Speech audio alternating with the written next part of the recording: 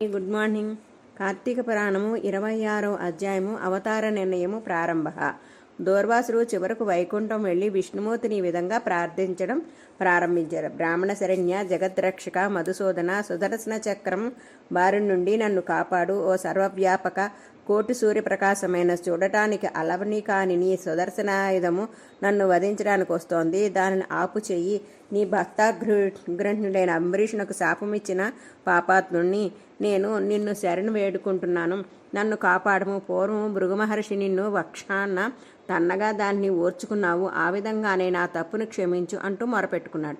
అప్పుడు శ్రీ మహావిష్ణువు మందహాసంతో, ఓ మునీంద్ర, బ్రాహ్మణులంటే నాకు ప్రాణము. అందులోనూ తపస్సుల్లో గొప్పవాడైన నిన్ను గూర్చి వేరే చెప్పనవసరం లేదు. నీవు సాక్షాత్తు శంకరుడువు. నువ్వు బ్రహ్మరూపధారివి. నీ ముఖం చాలా భయంకరంగా ఉన్నది. వేలుపులకు, సజ్జనులకు, విప్రులకు, గోవులకు మేలు చేసే నిమిత్తమే నేను ఎల్లప్పుడూ యుగ యుగాల్లోనూ అవతారాలు దాల్చుకుంటాను. ఓ తాపసోత్తమా, నీవు చాలా నీచ పని చేశావు. అనవసరంగా అంబరీషునికి శాపం ఇచ్చావు. అతడు అన్ని ప్రాణాల్లోనూ నిన్ను చూస్తూ ఉంటాడు. శత్రువులకు కూడా అపకారం తలపెట్టడు. అటువంటి వాణ్ణి నిందించావు. అతడు నిన్ను వేడుకున్నా నీవు శాంతించలేదు. నీ వలన భయపడి అతడి హృదయంలో నన్ను శరణు కోరాడు.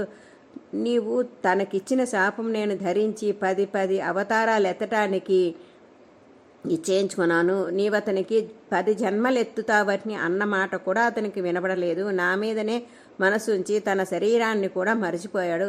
అతని హృదయంలో ఉన్న నేను అతని చెవి రంధ్రం వల్ల అగుదురుగాక అన్న మాటలు విన్నాను. నీ శాపం వృధా కాకూడదు. నీ భక్తుని కీడు కలుగకూడదు. అందువల్ల నీవిచ్చిన శాపం నాకే అనుకున్నాను.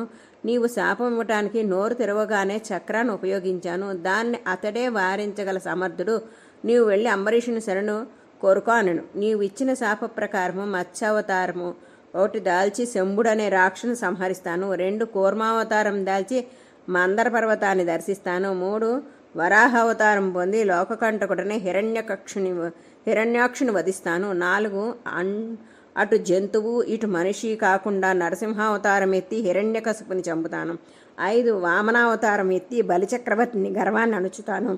6 పరశురామావతారాన్ని కషాయవడిలా రాజులందరినీ నరుకుతాను. 7 మా రామావతారాన్ని రావుణ్ణి చంపుతాను. 8 రాజ్యహరతలేని రాజుగా కృష్ణావతారాన్ని పుట్టి మహాపాపాత్ముడైన కంసుని వధిస్తాను.